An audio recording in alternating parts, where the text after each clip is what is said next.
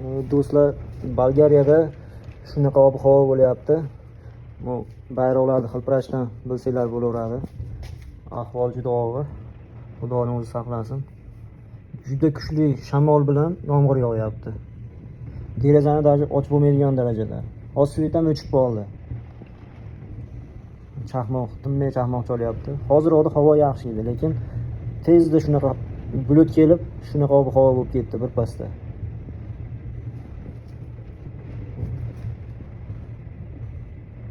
Mana ko'rinib turgan bo'lsa, yomg'ir shamol bilan yog'yapti.